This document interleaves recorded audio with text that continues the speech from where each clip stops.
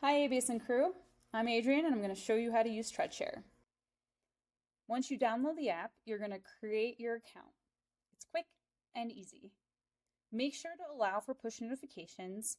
Those are going to be necessary so that you don't miss any reservation requests or messages between rider and driver. Once logged in, follow the prompts, complete your profile.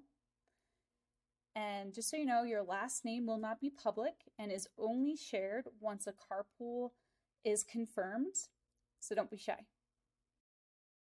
All right, now that your profile is set up, you can immediately book a ride in just a few clicks.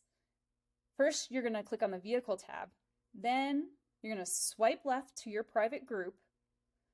You can look up available rides and message your driver or send a reservation request directly. On the Message tab, you're going to notice this red bell.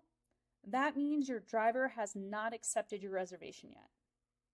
You can chat with your driver anytime, before and after the reservation is made.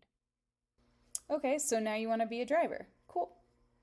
To post your drives in empty seats, you're going to follow the prompts to the driver section and get approved. Once approved, you are now able to post your drives in just a few clicks. You can add stops along the way, adjust the price to help cover costs of driving your vehicle, and add other details. Maybe just a nice little description. Excited to see you in the carpool lane.